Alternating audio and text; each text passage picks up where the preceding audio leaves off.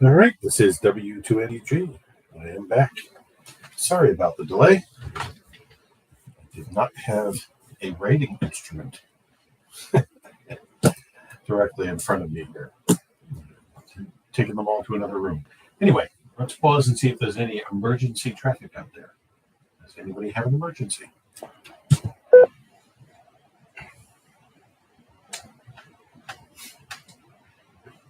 Right, nothing heard. Well, thank you for joining us here on the Overlook Mountain Amateur Radio Club Sunday Night Science and Technology Net. And we are live on the repeater at 146.805 megahertz with a negative 600 shift and a PL tone of 103.5 hertz. We are also streaming live on YouTube. And you can find us by searching for W2NDG. That's Whiskey 2, November Delta Golf, W2NDG, Science and Technology. If you search for that in Google or in YouTube, you will find my channel and live stream. So let's first of all see if there is anybody out there. And I'm going to call for Jim, K2BHM first, but I think Jim may still be on the road. But Jim, are you around tonight?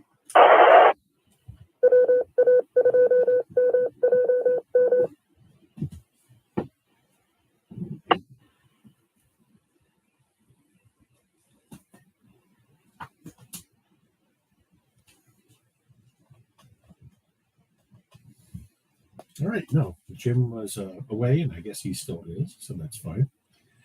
So, once again, I'm Neil, W2NDG, and we come here on Sunday nights to discuss science and technology. I want to keep this really short tonight because I've been out in the heat for 2 days, and it's really taken quite a bit out of me. I'm not feeling 100% myself, so anyway, but discussions will be open. I do have a particular thing I wanted to ask somebody about. I have some questions for someone if he checks in. If not, I'll see if I can raise him. But let's see if there's anybody out there who wants to participate tonight. Please come now with your call sign, your name, and your location.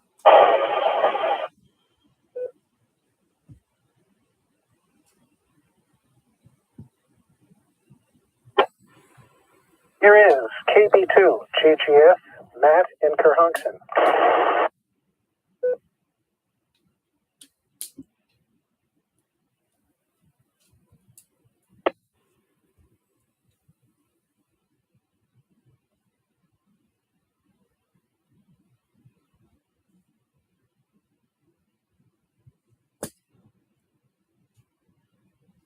Well, a short net it will be if it's only you, Matt.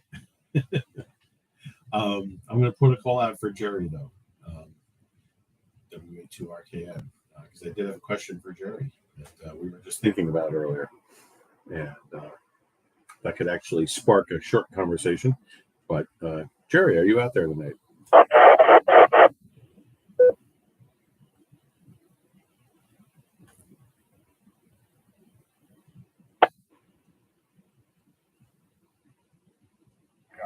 KC2 UAP listening. Mike, are you checking into the Science and Technology Net? We're going to run a short one tonight. Yeah, I understand you've been out in the sun, etc. I'm just, I said listening, waiting for Jerry's response in the doldrum.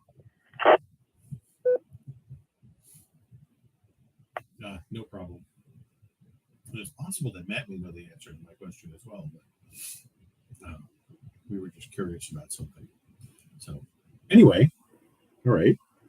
Let me drop and see if there's anybody else who wants to join us tonight. And if not, I'll throw it over to Matt with a question first. But anybody else there?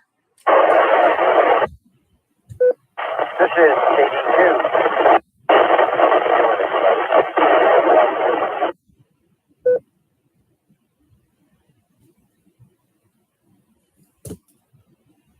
This is KD2 CTT.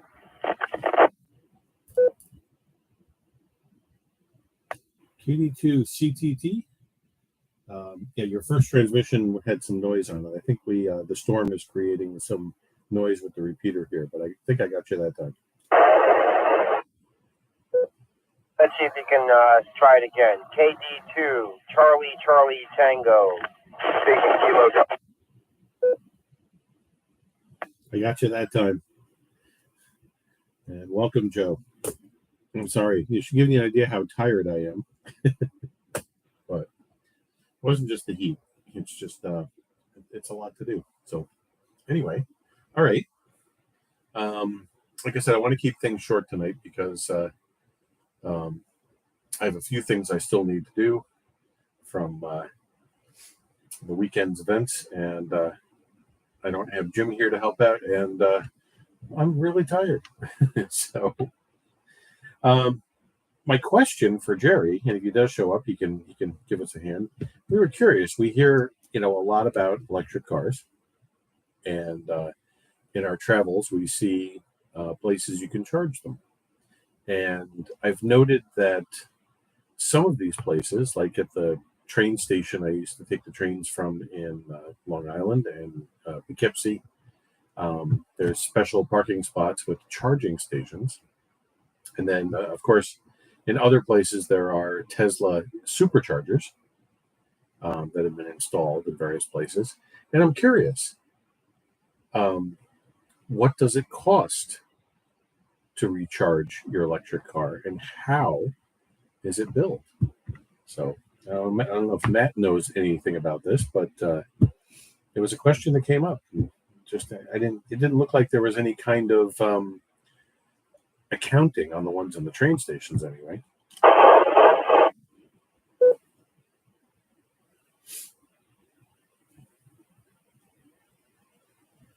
Shall I pick it up, Neil? KB2 GTF. Sure, go ahead. I'm pretty sure that's probably Skip from Plainview, Long Island, we're hearing. I think so. Right near the old Bethpage Village Restoration, I think that tower is. I might be wrong. Probably am. Anyhow, I've wondered that about charging stations too. I sort of assumed that it was kind of like those credit card parking meters that I've seen up in Albany, but if it isn't that sort of system, maybe the cars and the charging station communicate and you are billed electronically. Really not certain, but it's an interesting question. Back to net, KB2 GGF. Yeah, it is a good question because I believe, in this age of standards wars, I think they at least made the charging sockets standard, but I don't even know that for sure. But I think it doesn't matter whether you're pulling in there with a Tesla, an Audi e-tron, or a Chevy Bolt. I don't think it matters. I think it's pretty much the same connector, but I'm sure that the internal electronics of those systems are all very different, and how they connect back to the mothership and whatever else. And there's so many more questions I would have then, like, okay, Tesla has its own, supercharging stations out there. There's one in New Paltz now. If I had a Chevy Bolt or a Nissan Leaf, can I use that charger? Or can I only use a regular one? Lots of questions. Back to you, Matt, for a wrap up, and then we'll ask Mike if he knows anything about this. But Matt first. Well, I really don't have too much more information on it. I actually have no information on it, but just questions.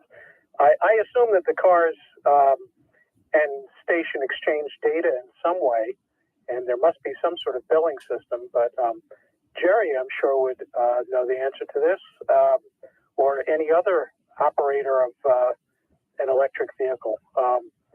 I've long been interested in electric vehicles, but I've never investigated the public charger situation. So, yeah, I'd like to find out more too. But unfortunately, I don't know anymore. KB2 GGF, back to net.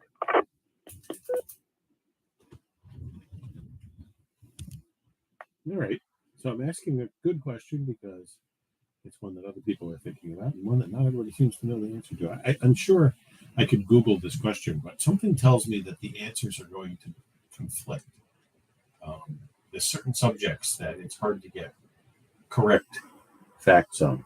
I don't know why I feel that way, but I did feel that way. So anyway, Mike, KC2 UVP, have you ever discussed this charging conundrum with anybody? I haven't had to discuss it, and I do.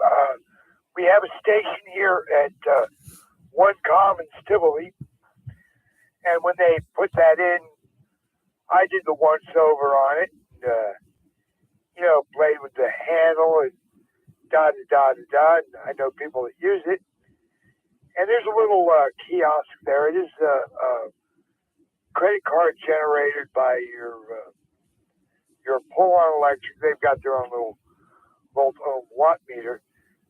The station I've seen at CVS in Red Hook is of similar design. Reset.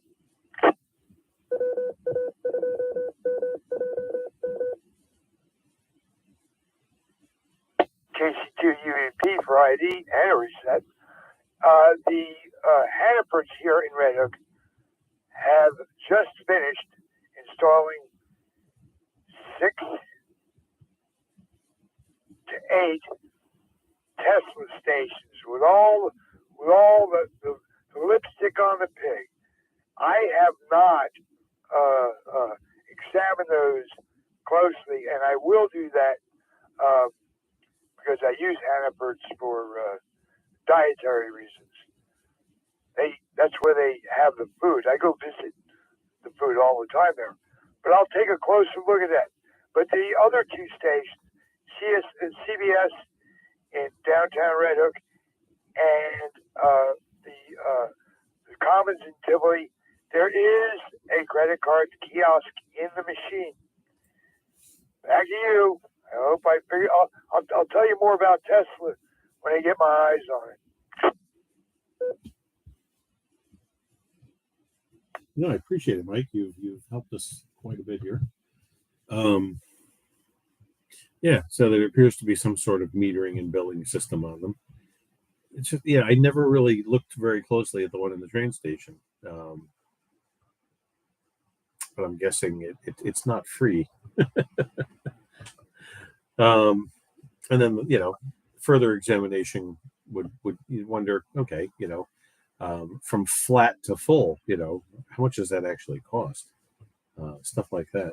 And then I'm still curious as to whether you can use the Tesla ones on other cars and vice versa. I think you can, but it's still interesting subject. All right. Thanks, Mike. Joe, KD2 CCT. You're up next. And I guess the topic is simply charging electric cars. Just because it's those questions we've never asked before. You're up, Joe. Okay, this is Joe, 82 CCT. Well, I don't really know too much about it, although I did spend a good part of the day charging up LiPo batteries with the charger. I would imagine that maybe there's some sort of a universal thing happening with that. I'm just going to drop and see if you could all hear that or not. Yeah, you're coming in great tonight. Like I said, I think the repeater was a little stormed out before, but you sound good now.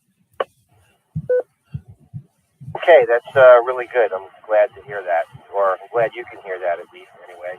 I figure there's got to be some sort of a standard, perhaps, like with other electronic things, well, actually, there may not be a standard, but I don't know. I guess my guess is as good as any or as good as none. I'm not sure.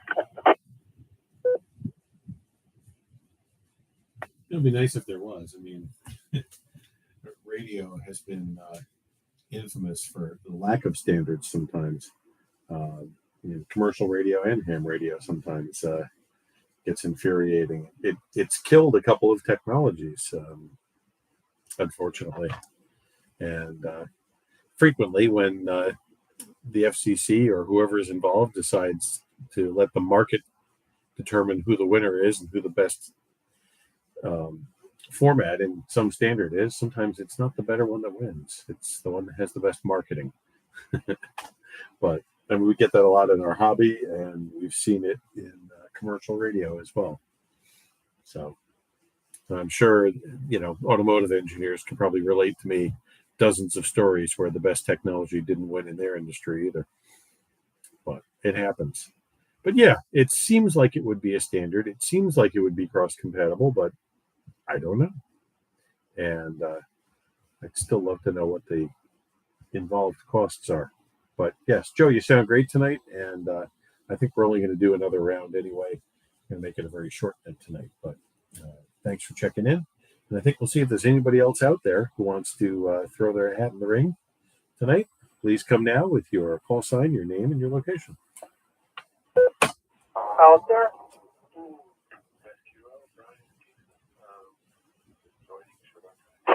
M3EY2 Paul. KD2 KJU Jet.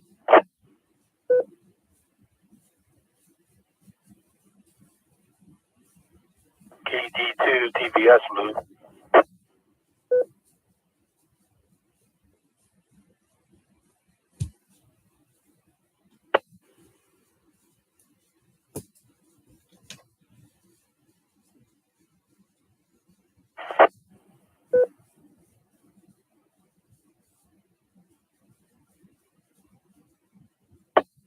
All right. I was about to talk. I didn't know if that was someone else.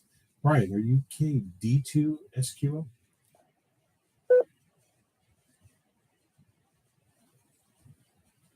Yes, sir. Kilo Delta 2 Sierra Quebec Oscar.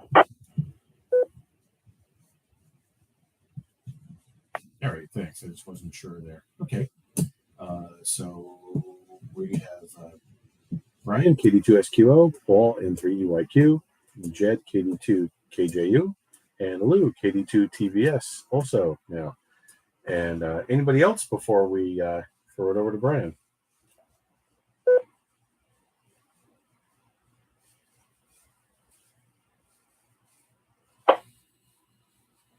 All right. And for those of you that haven't caught it, the topic tonight was electric cars and charging. I think we answered the question that the machines appear to be metered. You put a credit card in them and they're charging you by, kilowatt hour or some similar measurement, I assume. The next questions we were curious, roughly what does it cost, like to fill a dead battery on a common electric car? And are they cross-compatible? Mostly like the Tesla superchargers that you see. They just put a whole setup in New Paltz. And could I roll in there with a Nissan Leaf and charge it? Or do I have to use one of the universal ones like we see at the supermarkets? Anyway, those are the questions. We're just curious. Or anything else you want to bring up about electric cars? So, Brian, over to you first. I don't know much about them, other than the batteries are probably going to be an issue in the future. Anyway, I did see a charging station there in Rhinebeck in the public parking that was basically app-based. So you have an account on I forget what the name of that system was, and you would just order it up, etc., and I guess either scan or whatnot at the actual terminal you're using. So I think it was even easier than like doing a credit card sort of thing. But otherwise, I've got no more opinions on that stuff. And back to them. Thank you. It's an app, like a division of Uber. Uber Pool, Uber Eats, and Uber. Don't tase me, bro. No, thanks. See, the more and more we observe them, those of us who don't have electric cars don't really get to look at these things that often. But I think it's interesting. All right. Let's see. Paul, N3EYQ. Have you found out anything about stuff like this? You used to work with vehicles that were electric sometimes, but not cars. All I know is you don't cut any of the orange wires when you roll up to them with a fire truck. And most of them just let them burn. I just know a little bit from that end of the field. how they work and how much power you need, how many kilowatts it takes to recharge that. I have no idea. That's three like that.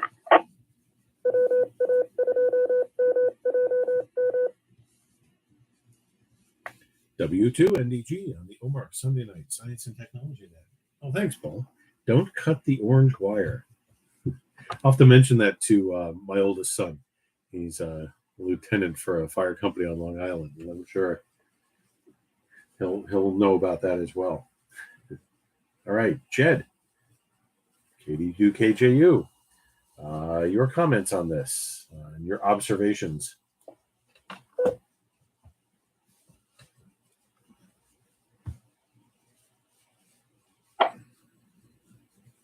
Evening, Neil, and everybody else on the net.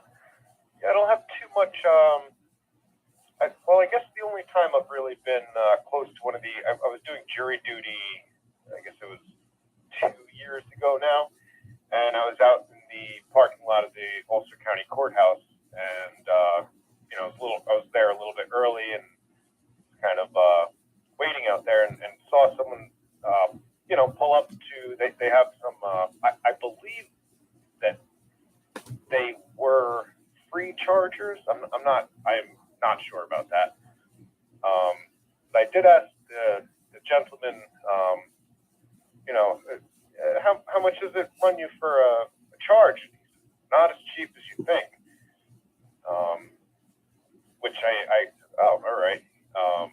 Didn't ask him any more questions, but I'm not sure if that was actually one that you put your card in or anything like that to charge.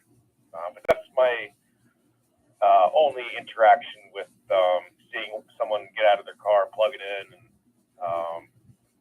it was very interesting to me. I'd never seen it happen before, but unfortunately he wasn't in the mood to chat, so I didn't find out too much more about that. But it is fascinating. Hey, there's electric cars. I still think that's really neat, and I believe there are, even buses now, and other transportation things that run on that is battery power as well. Although I did watch a video of, I'm not sure if it was France or Britain or somewhere, but one of those buses catching fire and going up very quickly. That's kind of made me wonder about where these things are made, quality control, stuff like that. Those are some big batteries. I guess all I have for that, I'll send it back to Net Control. This is KD2KJU. Right, Jed, thank you. And I was under the impression, like the Huntington train station on Long Island, I was under the impression that the chargers were free. Probably definitely a wrong impression because so few things are free. But I thought they were free because they were run off of the solar panels that were up on the top of the parking garage. I don't know why I came up with that connection, but it seemed to make sense in my head. And yes, the batteries in these cars can fail spectacularly when they fail. It doesn't seem to be a huge common thing, but when they do go up, they go up. And there was a story a number of years ago. I think it was when Hurricane Sandy hit, but it might have been a different storm. But there was a holding yard from a shipment of Fiskars, which is a electric car company that went under, and the holding lot that had a couple hundred of these cars, I think, in it, got flooded with salt water, and it didn't go well. So salt water and these lithium batteries was not a good combination. All right, Lou, KD2 TVS, you're last up to talk about charging in electric cars. Thank you, Neil. KD2 TVS here, and good evening to everybody on the net tonight. I, for one, I don't own one, but I know of an individual that actually works on my car, or lives on Pennsylvania, out in the Stroudsburg area, and he has a Chevy Volt. And he left. Let me see, I retired come June 2 years ago. So I think he left about a year after me, quite a bit younger than I am, because he had his own business. And as far as a repair shop out there in the Strasbourg area, I remember when he went to take his EVC training course. I think he said it was out in Indiana. I was talking to him the other day, and I'll tell you what I know from what I picked his brains a little bit, and from what I see here online, is that we worked for one of the air carriers out of Newark, and we just reset. And we had, I think, approximately, from what I understand, about 8,000 employees at Newark Airport, I think, or maybe it was the New York metro area. And anyways, speaking about Newark only, because that's where I worked, we had one parking lot, and had a few parking lots, if I think maybe 4, I think, spread out towards the airport. I think the one that I was at was the largest one, and they had a smaller one across the street. But I remember him complaining that when he had his Chevy Volt, he couldn't charge it at our parking lot. He actually had to put his vehicle in the other parking lot across the street, just because they're the ones who had the charges. And if I think I remember at the time, and I'm hoping that they've remedied that, seeing that everybody's pushing for these electric vehicles, and you have to have a place to charge them, especially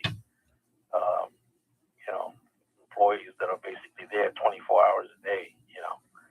I think it had only that particular parking lot had, I think, maybe 4 or 6 chargers.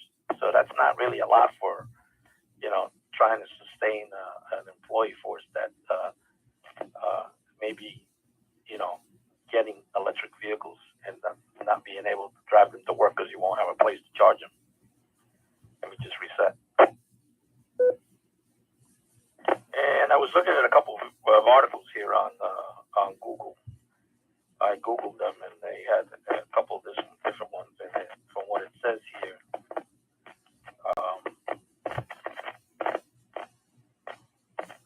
says one of the questions here was, can Tesla chargers be used by other cars? It's important to know that only Teslas can use the Tesla high-speed superchargers, no exceptions, and that's dated April 19th of this year. So apparently they have 2 different chargers. They have high-speed chargers and superchargers. The high-speed chargers, it seems to be, can only be used by their Tesla vehicles.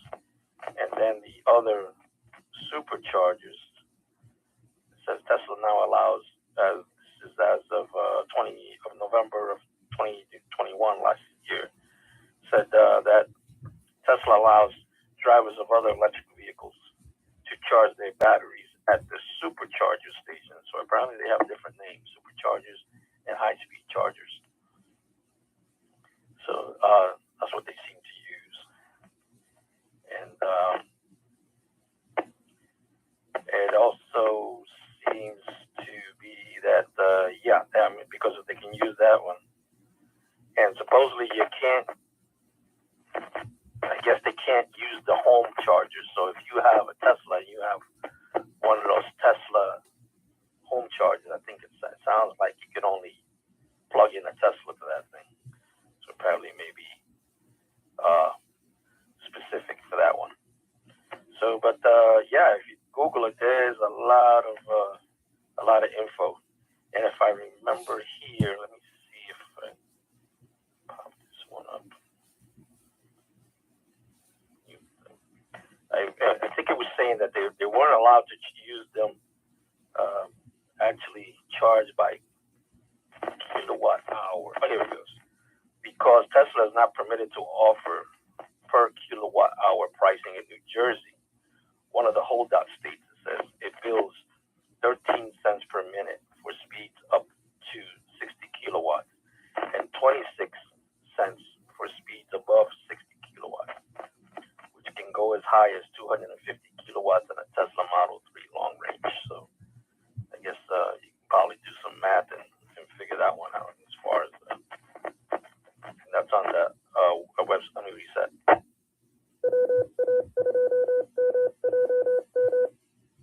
And that info is on a website called Electrek, EK.co.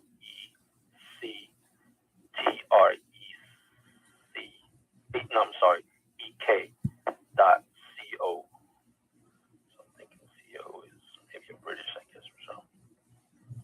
Or it could be gone. But anyways, yeah, that's what it seems to be. And it sounds like, and as far as I read last year, I guess in the New Jersey Turnpike and all the rest stations, Tesla contracted to put their charging stations in all those particular rest and fuel stations on the New Jersey Turnpike. So they're spraying around, but I don't think that's going to be as fast as, like they say, people want them to be put up. So back to you, Neil. KD2 TVS. Thanks, Lou. I think I have to look into it more, but you've kind of opened the door there so things aren't as standardized as we'd like them to be. I guess it makes sense because things can charge differently, but it would be nice if there were some more standards there. And I would assume that in cases where one charger is incompatible with a certain car, that you couldn't plug it in anyway, that there's either a physical issue that would keep you from plugging it in, or some sort of data exchange that would pop up on the charger to say your car is not compatible with this charger, something to that extent. Something with regular cars that would be nice if existed. I know there's a number of shops around the area that'll tell you stories about having to drain the diesel fuel out of a gas engine car when somebody put the wrong fuel in. It happens. It's amazing, but it happens. Anyway, thanks. KD2 TVS giving us some more information. All right. And let's run up to the top. And I want to just do, we'll do a quick 73 round here because, like I said, I wanted to do a quick net tonight. I'm sorry, folks. We'll try to get back to a little more normal schedule once I get through these flea market weeks. Anyway, that brings us up to Matt, KB2, GGF. All right. So after everything you've heard, what's your take on all this? Well, I guess I know a little bit more about it. They're not free. I thought that for a moment too, and then I said, "Nah, there's no free lunch. Somebody pays for that electricity somehow." So yeah, they have a billing system, credit cards, and like that. So cool, and they should all be, intercompatible, interchangeable. They should all. It should be standardized. It's silly that it's not. It shouldn't be proprietary. So that's got to change. Get on that. So I think that'll work out that way eventually. I'm still waiting for Betamax. What do I know? Yeah, so cool. And thanks very much for doing the net and 73s. Have a good evening, everybody. KB2 GGF. All right, thanks, Matt. And yeah, beta versus VHS, and then of course later 8mm versus VHS-C, which there was no contest there. I just can never understand. I don't know. I get it. They wanted to be able to play it in their VHS deck, but you still have to use an adapter. What's the point? AM stereo. There's a great one for everybody. The FCC refused to pick a standard, so they let it fight it out in the marketplace, and it ended up getting so confusing. And the fact that this radio couldn't decode this station and vice versa, and it ended up just failing. Great, thanks. Good job. All those radio stations that spend all that money for their AM exciters, only to find out that the radio manufacturers just threw their hands up and said, "Yeah, we're done." Anyway, I think we're starting to see that with HD radio as well, which the HD, they keep reminding you when you read up on it, doesn't stand for high definition. I forget what they like to claim it stands for, but it's because it's not high definition, because they try to pack so much data into those streams that they sometimes sound worse than the analog ones. Oh well, this is where we end up. Mike, no, it goes to, I'm sorry, I'm looking at the wrong net list here. Yes, Mike, KC2 UVP, 73 round. Your comments. Hello, all you late check-ins. I don't think I have anything more to add to the charging situation. I did meet a very young man with his own Tesla, and he carried, 25, 30 foot of cord in his car, and he just plugged it into a regular outlet, and he purposely made it so that he could plug it into any household current, and I'm pretty sure he's evolved it. If he had 2-phase or 3-phase, I mean, this kid was on the ball.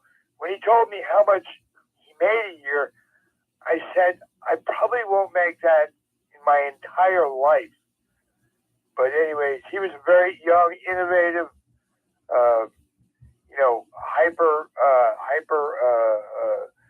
go-getter type. Anyways, it's all about like the AM radio problem. Reset. And the radio problem in HD, and just the best word would be standards. What are the standards? Well, I'm getting pretty close to showing my standards, because I don't have to walk around as a punching bag or a piece of somebody else's directional fodder. And anyways, it's about standards. And if you just put your mind to it and ingenuity, you can make your own new standard. Thank you, everybody. Back to you, Neil. Thanks, Mike. Oh, it's a good thing that most things are standardized. It'd be really interesting if you could only drive your car on roads that it was licensed for. That would be fun. What do you think, Joe? Hopefully, we all learned something from tonight's discussion. I feel like I need to learn more, though. And are you outdoors tonight, or did you work something out with your radio? I'm outdoors tonight, so haven't worked anything out. Just standing out here on a good night. I think the standard, creating your own standard, is a real good idea. Do-it-yourself way of, if one is able to do that and so inclined, probably the best way to do it. Let me drop it. And going back to the HD in sound, perhaps it stands for hyper digital. I don't know, just a wild guess. So I don't have too much more to add, so I'll just say 73 to everyone. And I had a good time talking with everybody tonight. And Neil, I'm sure you'll get some good rest, and we'll have some wonderful talks all in the future. This is KD2 CCT. Back to you. All right, thanks, Joe. And I forget. It's like I wanted to look it up again, and it's not in the Wikipedia entry. I'll figure it out. It's an interesting format because it's what they refer to as IBOC, or in-band on-channel. The idea being that they wanted it to be backwards compatible, so that if you're listening to an FM station that's broadcasting both analog and HD, as you lose that digital signal, you're still in sync with the analog signal, so that there's no discontinuity, which has its good and bad. The good being, of course, the discontinuity part, but the bad being that when you're on the fringe of a digital HD signal in radio, you get this flipping back and forth that goes on. And you'll hear the change in the tone and stereo separation on the station you're listening to, and there'll be ever so many milliseconds of timing change. So, you'll hear someone talking and there'll be, like if I say my call sign, W2NNDG, you'll hear that slight repeat or pause or whatever. Really annoying. Brian, KD2SQO, final comments tonight.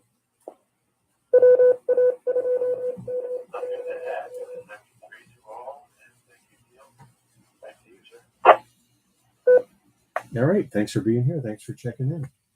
And I have to say that your modulation is louder than normal, which is good. I sometimes have trouble hearing you. So, Paul, N3EYQ. So, standards and lack of standards, and don't cut the orange wire.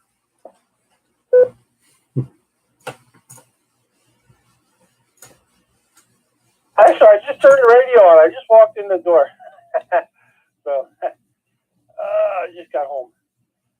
Yeah, it's been a kind of interesting day lately. That and 3UIQ.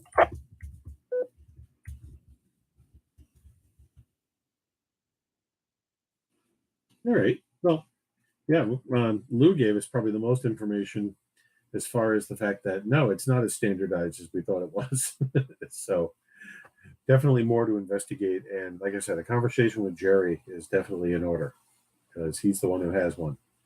Jed, KD2KJU. So we're all looking at having to have electric for everything, right? So are we going to need special chargers for larger tractors and other earth-moving equipment as well? I wonder. You kind of be a pain to charge a Bobcat every time you need to use it.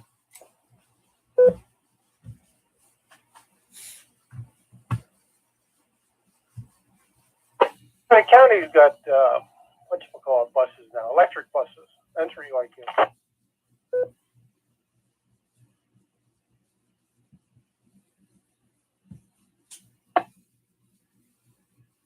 All right, KD2KJU, you're up next. I was throwing the discussion to you. And yeah, it's definitely going to be a pain if we have to charge all this other stuff.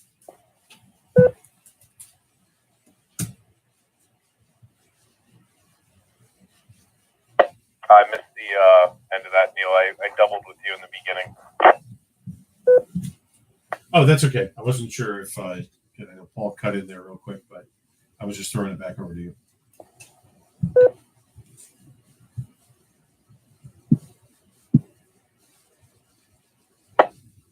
Yeah, me and my boss were talking the other day, and we were realizing that it's a possibility that in our lifetime we could see mowers that are all electric. Which, I mean, I honestly don't see how they could.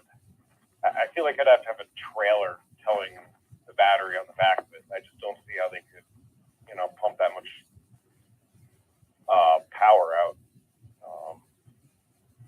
These things, I can mow down trees. I'm not trees, but and obviously it's abusing the mower, but you can certainly do it. I don't know. There would certainly need to be more improvement, and if it doesn't last at least a 12-hour day, then kind of not. It would never be worth it. I couldn't. It'd be one thing to have maybe for a weed whacker or something like that. You could change out the battery pack. All right, that would work. But for a mower, I definitely see some issues there. But stuff is moving pretty quickly, and constantly stuff comes out. I'm always surprised about. I'm looking to get back into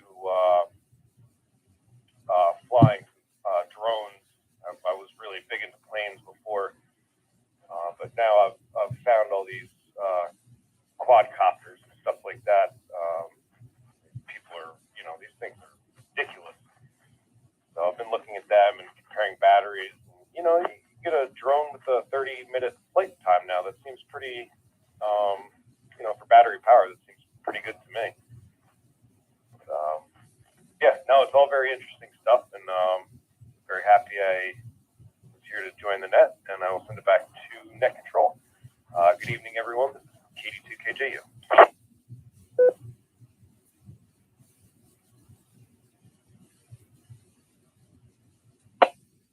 This is W2NDG on the OMARC Sunday Night Science and Technology Net. Thanks, Jed.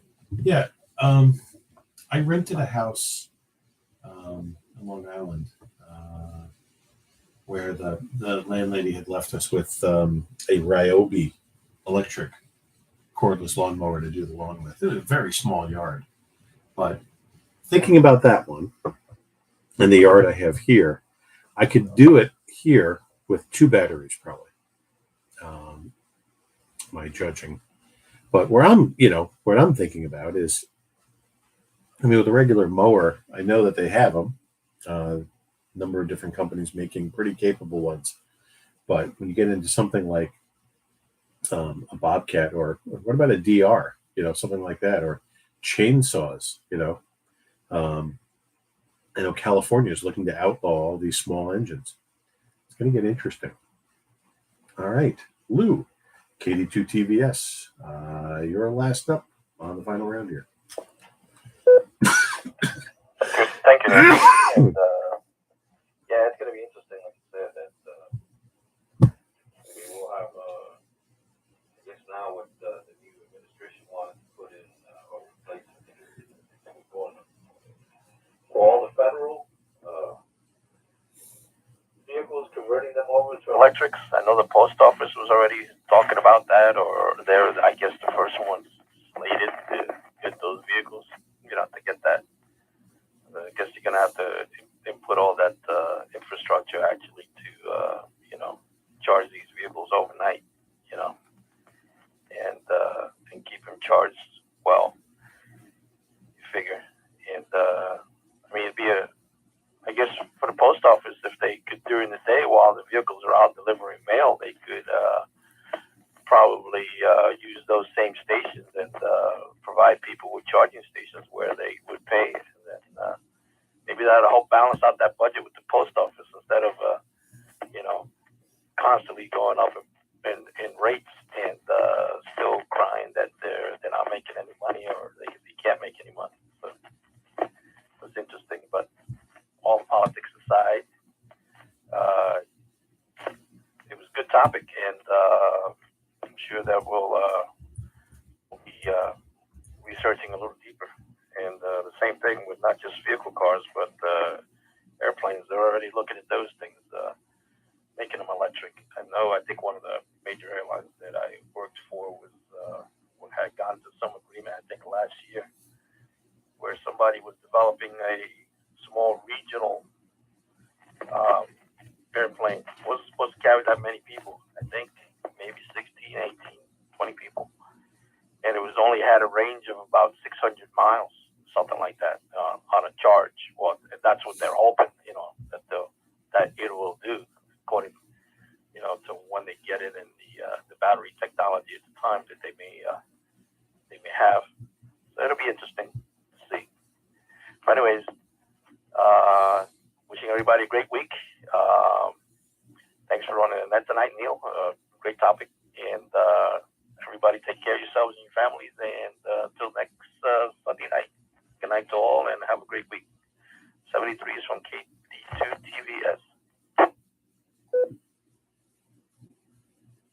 All right. Thanks, Lou. And thank you, everybody else. And we'll see if there's any late last-minute check-ins here. Please come now with your call sign and name and location. Pete, N2MCI in Kingston.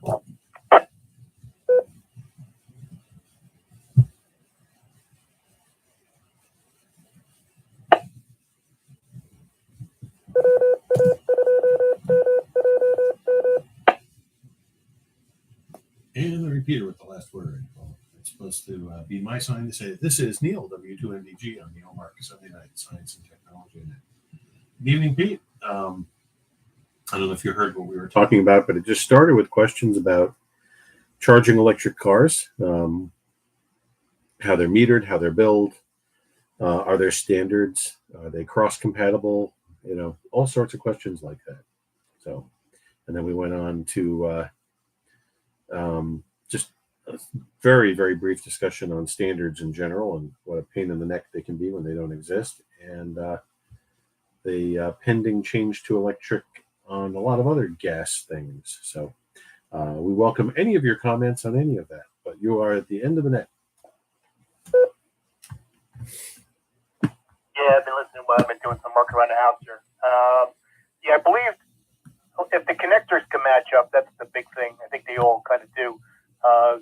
They'll charge at different rates depending upon, I think I saw a video on this, and depending upon if it's proprietary, like you said, the high charging rate for Tesla can only be done through them, and but there's probably the basic 208 volts or 240 out of there that'll charge most things up. So there is some baseband type thing. And the other thing I was going to say, the HD and HD radio is hybrid. That's the H and HD radio, and it is, believe it or not, it's a wider RF carrier because of all the sub-carrier carriers that are in the radio. So it actually takes up close to 3 radio stations. So if you're at like 101.5 PDH, they're actually transmitting on some on the 101.3 and 101.7, or other stuff would have been.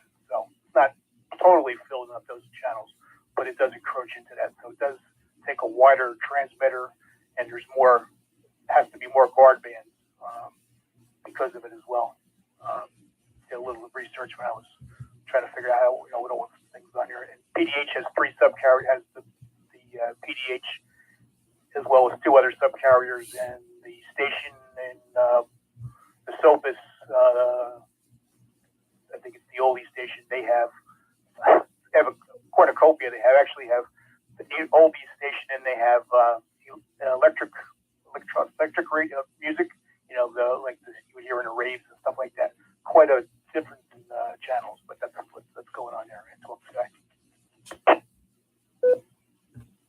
Well, thanks, Pete. Yeah, I've played with it quite a bit. And if anybody wants to know, you want to get a visual look at what that signal looks like. And it'll go border up and down right up to the adjacent channels. And there's a very sharp cutoff.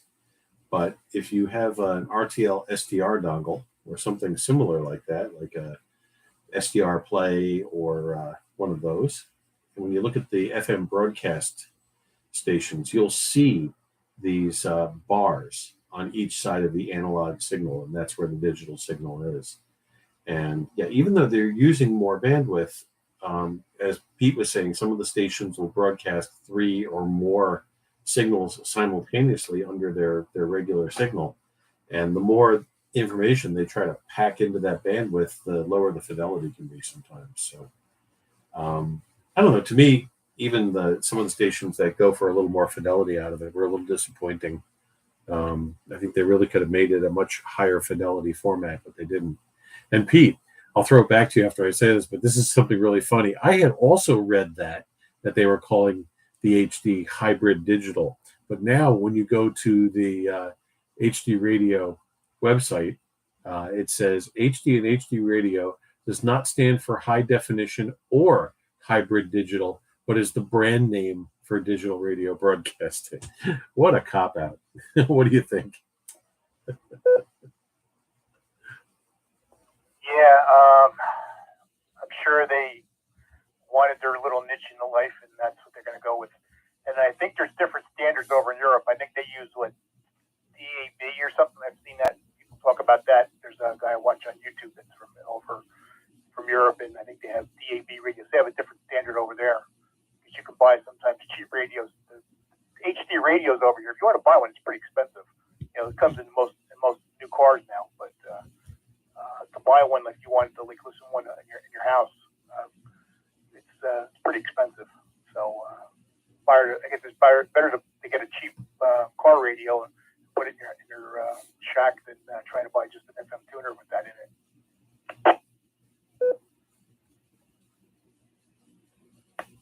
Yeah, I had a portable that did it at one point, just to have something to play with, but it worked better down closer to the city, obviously. Couple more comments on that, and then we'll close things up. Yes, Europe uses DAB, digital audio broadcasting, I think. And when stations move over to DAB, it's not in-band on-channel simultaneous type of broadcasting. It's a completely different thing. I'm not even sure what frequencies it uses, but when a station moves over to it, that's it. They're digital. They would have another frequency, maybe somewhere else that's analog. But I got to play with one of the radios when we were in London. Our host had one in the bedroom on the nightstand, and there was really no tuning dial, no frequency readout. It just told you the channel you were on, and then would give you the name of the station and what you were listening to. It was interesting. Definitely very unradio feeling to those of us radio people. You just kind of hit the next button or a memory button, and the next digital station would come alive. There was one European country that had actually completely dropped analog radio, I believe. They ended analog radio in favor of DAB. I forget who that was, or at least they set a deadline for everybody to switch over. Just interesting, different look at it, different way of doing it. The other take on it, though, which I thought was interesting, was that there was HD AM radio. A number of the stations that were using it have dropped it, but there's still a couple of them that are broadcasting. And if you have a car radio that does HD, I think the only station in New York City that's still doing it is 1010 Winds. So the next time you're in Manhattan or close to the station, try switching over to HD on AM 1010 and take a listen. When WCBS AM was doing that, the audio quality was roughly that of like analog FM. It was interesting. Problem is that they have issues with it interfering with other stations, especially at night because of the way AM propagates. So there was range limitations in that part of the signal. So they weren't allowing the stations to broadcast outside of a certain area with the digital. The digital add-on signal had to be lower power than their analog signal. So interesting stuff, but it seems to have fallen out of favor already. So I don't know. I don't think we'll see much more of it. But that brings us to the bottom of the list. And let me see if there's any further check-ins or comments. One final comment there. Sure, go ahead, Pete. Yeah, you had mentioned how when it switched over, when you were in and out of losing the digital portion signals of it. And I find, especially with music, it almost sounds like the radio slows down or speeds up based on the way the thing kicks in. So it's kind of a weird feeling. It sounds like if you think of the old phonographs, when things like record would speed up or slow down, that's the way it kind of sounds when it switches over sometimes. Depends on the vehicle. I think my wife's vehicle has got a little better radio and you don't hear it as much. But the going from analog to the digital, there was, like you said, just a little glitch. And some vehicles, some radios don't handle it as well. And it seems to, like I said, it's like a speed change. It keeps in sync, pretty close to it, but there's when it changes over, like you said, maybe it's that little bit of gap in there. It gives you the appearance that there's a speed change. So sometimes it's weird that it manifests itself. So with that, 7-3 guys, and I'll be listening out until today.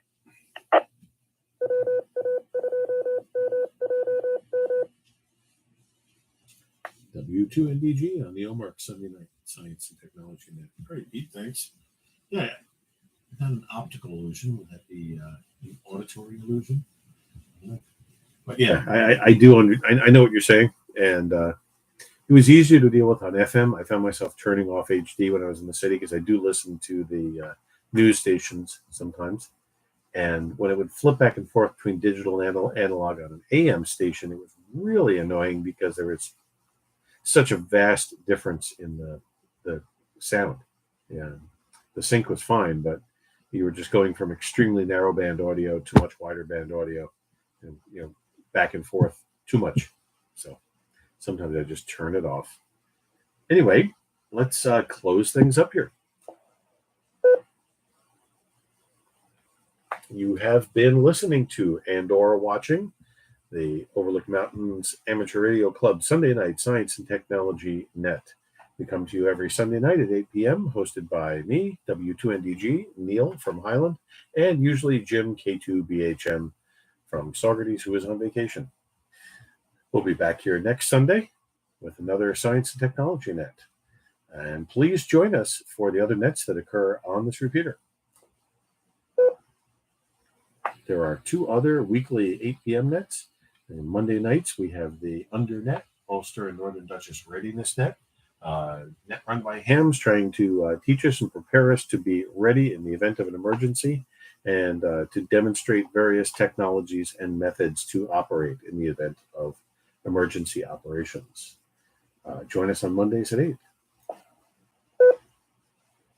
Thursdays at 8 p.m. Dave, K2JLV, has the Thursday Night Technical Net, a roundtable net where we look for topics and troubleshooting ideas, usually ham radio related. Dave takes check-ins and looks for somebody who has a particular question or troubleshooting issue. If not, Dave will throw a topic at us and spins the topic wheel, and that net is a lot of fun and sometimes go 4 or 5 rounds into the night. There are 2 daily nets on this repeater. 8:35 a.m. we have the 8:35 on the 805 roundtable net, not a directed net, hosted by a rotating cast of OMARC characters. Just a very friendly net that was started to keep us all in touch with each other and keep us social at the beginning of the pandemic, and the net remains, and it's a lot of fun. Join us with your cup of coffee and say hello. Every evening at 6:30 is the 6:30 check-in net, similar to our 8:35 net, but a directed net hosted by a cast of OMARC characters again. And that's every night at 6:30. Please come join us. And for any of these nets, you do not need to be a member of OMARC, but we encourage you to check us out and join the club. And you can find us at omarcclub.org, omarcclub.org.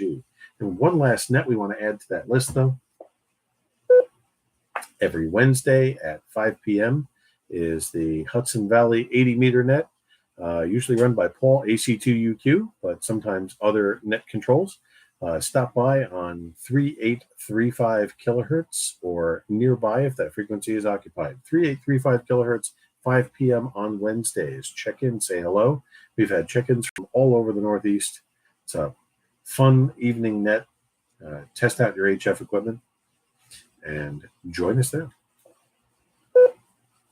And that's it for me. I will be back next week, and we're going to close up the net, end the YouTube stream, and return the repeater to regular use. This is W2NDG, Neil from Highland, saying good night, 7-3. Everybody have a good evening. Bye-bye.